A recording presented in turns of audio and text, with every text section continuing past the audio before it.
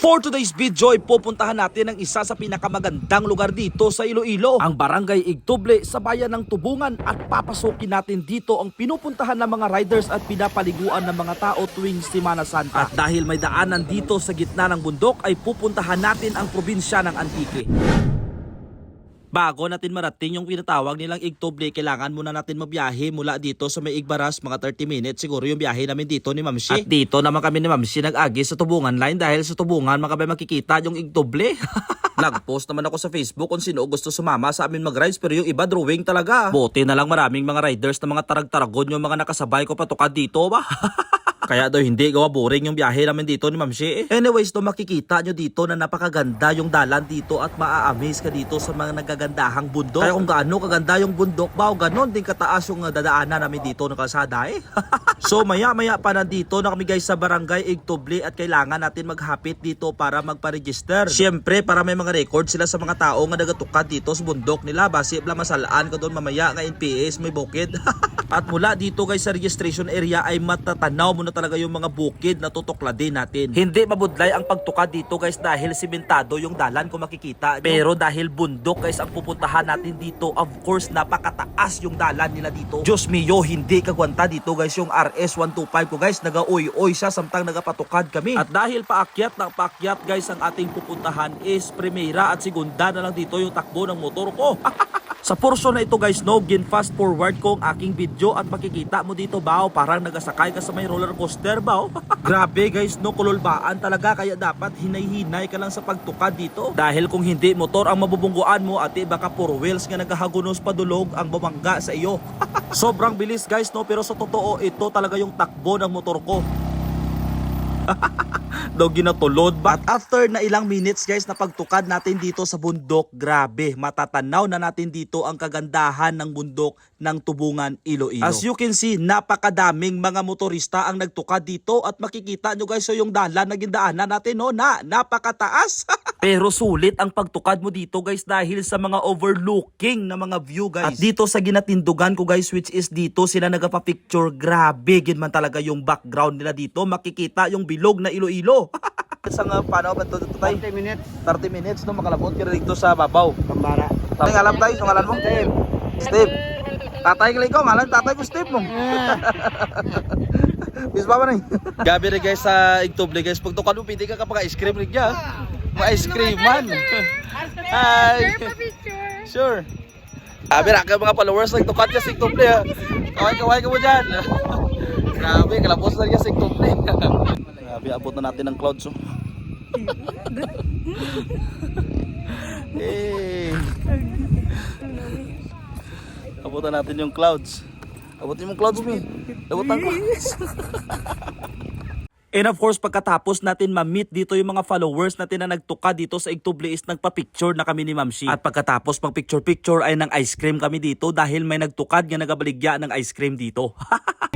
Yes, of course. Ano flavor aga? Ay, nakakagitapan ako. Nabilog lang gali.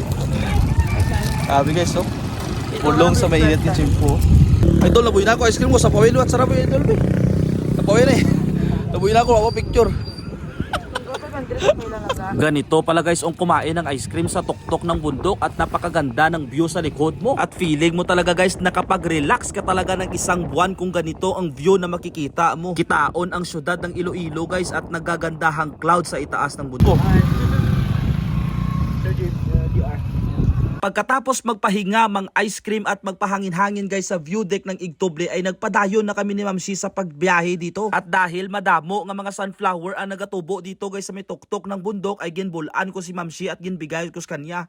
So dadaritsohin lang natin guys yung dalan papunta sa may Giritsan Falls. Wherein ang Giritsan Falls na ito guys ay sakop na ng Igbaras, Iloilo. Kaya para sa akin guys napakaswerte ng mga tao nga naga-star dito sa bukid dahil may ganitong daanan sila ngayon. Tapos samta nagabiyahe ka no, napakagandang view pa yung susugalaw sa iyo no. Nakaka-relax talaga ng mind guys. And after ilang minutes na pagbiyahe guys is narating na natin ang daanan papunta ng Giritsan Falls. Di may dalang pa ng Giritsan dyan. So dyan kita talad no, pag kita mo panaog sa Giritsan Falls guys, kailangan mo na natin mag-landbook dito pag-entrance na may entrance ng 30 pesos. So nanaog na naman kami dito no para mag-log-in liwat at maghatag ng konting donasyon para sa nagamente ng Gritsan Falls. Wala guys sa may kalsada mapanaw kita na itong mga piraka. Malagin tapos Ma'am, dasig lang pa kadto rito ma'am. Adto ko marinan. Kami tara ka tubig. Kung dasig ka mo, dasig ka mo. Ati dasig lang ta kuno panaw dyan kung dasig taman. Sa pagbaba natin guys papunta dito sa Gritsan Falls kailangan dapat meron tayong tour guide na mag-iimaw sa atin. Pero kami ni Ma'am Shea hindi na kailangan ng tour guide. Wala kaming pangbayad, 300. Kaya sabi ko kay Ma'am Shea, sundan lang natin dito yung banas kung saan dumadaan yung mga tao. At grabe guys, ito yung mga dinaanan namin dito. Ganito pala yung mga dalan nila dito sa Gritsan Falls.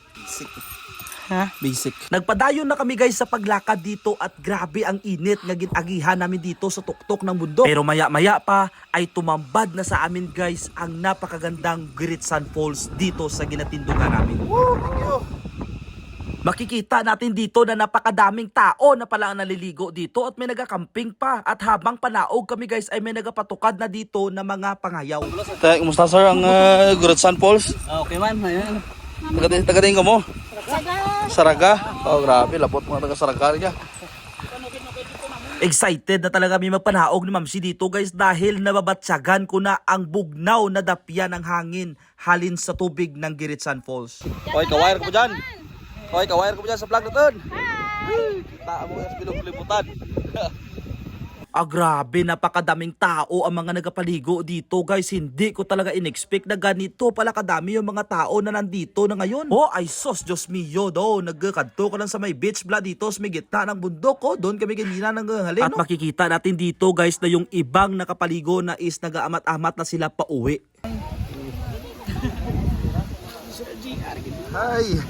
At ito na nga guys at ipapakita ko na sa inyo kung ano kaganda ang view ng Gritsan Falls dito sa Igbaras. Sari-sari ang mga tao na pumunta dito guys no, iba't ibang grupo at makikita mo guys no naliligo yung mga tao dito. And look at the people guys na naglalakad doon sa taas guys no, kanina nandun na kami naglalakad pero ngayon nandito na kami sa baba ng Gritsan Falls. And to be honest guys no, this is the third time na pumunta kami ni Ma'am Shea dito sa Gritsan Falls. And still ganito pa din kaganda guys ang Gritsan Falls at merong tubig ha, in fairness. Dahil expectar ko guys no, dahil sa napakainit na tsimpo, kukunti lang ang tubig ngayon dito sa Gritsan Falls. Pero grabe guys no, tumutubod pa rin yung tubig dito sa falls nila. Oh, tingnan nyo pala yung bata nito. Nakita nyo ko siguro na nagabidyo, mapadayaw siya, mabackdive siya. Tingnan nyo pala backdive siya. Nan! Sos, grabe naman itong mga bata na ito guys no, hindi sila natakot mag-backdive dito bla guys no? And to be honest guys no, napakalalim ito guys yung tubig dito guys. Sabi mo ganyan-ganyan lang yan, napakalalim yan dyan. At base nga guys dito guys sa tour guide naging pamangkot ko, sabi ko sa kanya kung may nakatungkad na ng kalaliman ng tubig dito, sabi niya guys wala pa. So meaning napakalalim talaga kaya mag-ingat kayo dito. Shout out dito kay Sir, nakabaro natin na teacher din ba, nakalabot din siya dito sa Gritsan Falls ba. Anyways guys, dito sa Gritsan Falls may nagbebenta dito guys ng pwede mong pamahawin, may mga tubig, may mga soft drinks din sila ng mga baligya dyan. Pero mas maganda siguro guys na kapag pumunta ka dito magbaon ka talaga guys ng pagkain. Dahil kami ni Ma'am Shea guys wala talaga kaming dala nga pagkain bla, bisan tubig wala kaming dala. Buti na lang balagin pamahawan kami dito ng babae na ito na hindi ko kilala. Kami daya si Ma'am may libre nga pamahaw ba. May pan pa, pan. Uyawan sa takabagintal. Sa tingin nga umuli Ma'am? Haro. Ay, haro pa! Ito mong mahiya ka dyan, tigin na offer ta ka dyan, grasya mo. May ano pa din? Laka ka mo, Ma'am? 5 kami. 5. 5 lang mo kabilog. Ay, grabe yun. Isa lang ma'am. Ang sara lang, Ma'am. Tigil. Isa lang, share lang kami. Ay, gamay man lang na. Hindi ko talaga in-expect guys na sa gitna ng bundok at dito sa gitna ng falls ay may mga good Samaritan person. Pero walang hiya lang din talaga ako guys. At hindi ko in-expect guys ha, na si Ma'am Ana pala magkasama sila ni Sir ng pinansin ko kanina doon sa baba. Ito siya, si Sir Tagudando. At tagagandahan pa guys ha, binigyan ako ni Sir ng bayo na pang technical official during the ISCC meet. O, tignan nyo. T.O. Ano nga event, sir? Ano nga event? Swimming. Ganito pala ito. Anyways guys, no, dito sa Gritsan Falls, meron silang CR dito wherein dito ka pwede mag-ilis, magpamunlaw at mag-CR kung gusto mo magpamuwin bala. Dahil dati nung napunta kami dito, parang wala pang CR na ganito dito guys sa Gritsan Falls. And good thing talaga guys, no, dahil hindi mo na kailangan magtuwad-tuwad dyan sa mga talahiban para magpangihi dyan. Okay, so pagkatapos ng mga ilang sandali guys, is aalis na kami dito sa Gritsan Falls. Kanina padulhog kami, ngayon patuklad na naman tayo. At habang palabas na kami dito sa gubat guys is may mga nakasalubong kami dito na papunta pa lang sila. Gwantahan nyo dyan, pertik init. At shout out nga pala dito sa kanila guys no dahil mga followers pala natin ito sila. Ginabidyo, tara ka mo pagtabok nyo rin dyan ha. At habang palabas kami ng kalsada guys ay nakita natin dito yung mga taga-Igbaras na papunta din sila sa Giritsan Falls. Ginahapo tayo ba? Ba't kaganyo ko na nakahapon? Pagkatapos namin dito guys sa Giritsan Falls is magbabiyahe na naman tayo papunta sa Aningalan, San Remeo, Antique. Dahil dito guys malapit na lang yung Aningalan kaya kung makikita nyo dito guys so madaming mga motorista ang nasugalaw namin dito at puwerte kaya buok yung dalan dito. Dahil hindi pa guys natapos na semento pero makikita nyo no lapad pwede makaagi yung four wheels mo dito na sasakyan. At ang maganda dito guys is hindi lubak-lubak yung dalan. At habang ginabaybay namin ang dalan na ito guys maya-maya panalabot na namin ang boundary ng Antique. So dito guys na-amaze talaga ako dito sa dalan nila dahil simentado na at parang national highway talaga guys. So makikita nyo may kurit pa yan nga guys. Grabe talaga guys, hindi ko talaga in-expectar no. Hindi ko talaga ma-imagine no, na dito sa may gitna ng bundok may highway guys. No, tingnan nyo pala guys, so highway talaga, literal na highway. At maya-maya pa ati nandito na siguro tayo guys sa Aningalan, San Remeo, Antique. Actually guys, nagpundo lang talaga ako dito dahil nakita ako dumadamo man mga motor nagapundo dito. Basay ito na talaga yung ginatawag nila nga Aningalan eh. At dito ko na nga nakita guys ang mga katotohanan na nakikita ko lang dati sa Facebook. At dahil marami kang mabibili dito guys na mga produkto ng mga taga-Aningalan is nagtry kami dito ng matamis na pakwan nila. Di ano nang, ate kutsilyo dyan nang.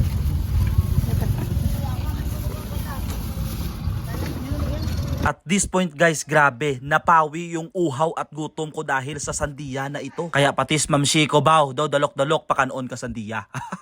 So dito sa Aningalan, San Remeo, Antique guys, may ginatawag dito na Ambon Mountain Resort guys. Tingnan nyo mga kuha ko na ito guys no. Dito lang yan sa tarpaulin nila. Daw tuod-tuod ba? Te, ano ho muna kay wala kaming pang entrance guys no. Kaya mabuti na lang kay may tarpaulin silang gagapakabit dito. Ate, anong purpose nito kundi videohan ko para makita nyo kung ano bala yung makikita nyo sa loob ng Ambon Mountain Resort daw. Te, papasok pa bala ako nakita ko naman pala kung anong laman nito. Hindi na ako papasok. At sa mga hindi nakakaalam guys no, dito sa Aningalan matatagpuan ang ginatawag na strawberry farm. At ito din guys ang rason bakit nagdiretso kami dito sa may Aningalan kay si Ma'am Shi gusto niya makatiraw ng strawberry. Sabi ko sa kanya, hindi ka pa nakatiraw ng strawberry, yaw? Pareho ta. At ang kagandahan dito guys no, habang nagalakad ako dito is may nakita ako dito na paramahawan no, which is good talaga. Para sa mga motorista from Iloilo or from Antique na nagapunta sa Iloilo. And as you can see guys no, mga lettuce, madaming mga lettuce dito yung ginalagay bala natin sa may Sangyupsal guys. Nandito guys, napakadami at napakamura pa. And while nagapadayon kami ni Ma'am Shi sa paglakat-lakat dito, nakapasok kami guys dito sa isang tong resort na ito na hindi ko alam yung kung ano yung pangalan nito. Dahil nung pumasok kami ni Ma'am Shi dito, hindi kami nakapag-entrance kaya pala yung babae na nagabantay sa gate sunod siya ng sunod sa amin bla. Kaya habang nandito kami sa sulod, ginabira-birahan ko na ka-video dito guys para kung lumabas kami dito at hindi kami mag-entrance, may mga video na ako na nakunan sa loob. Pero in fairness guys, napakaganda ng view dito guys no, magkatabi lang sila niya ng Eden Park Hotel ba nung dadaanan natin. At hindi ko in-expect guys na dito putok-putokan ng bukid ba may nagabaligya ng hukay-hukay dito. Kaya itong si Ma'am Shiko ba hindi siya guys nagpaawat guys dahil napakamura ng mga ukay-ukay ng mga damit dito na pangbata. Te, feel nyo happy ako? Ang plano natin dito manghanap ng strawberry, hindi magukay-hukay ka ng mga bayo dyan. Tingnan nyo bla ba daw dudulok-dalok ang ukay-ukay. Kundi pati ako napilitan maghukay dito ng mga kapay na baligya kay mga mura guys. Pero sabi ng tag-iya dito guys, halin sa Canada do ito mga baligya niya dito. Pagkatapos ng ukay-ukay guys, amuto nagpadayon na kami ni Ma'am Shi at hinanap talaga namin kung saan yung nagbebenta ng mga strawberry dito sa Aningalan. At dito sa uruunahan lang na ukay-ukayan guys na nandito na namin nakita yung nagbebeligya ng strawberry. Oh. Matutipid ka. Tas lamra. Up next, horse riding at kakaibang park ang napasukan namin ni Ma'am Shi habang nandito kami sa Aningalan. Kaya don't forget na mag-share at mag-follow para updated ka para sa ating part 2.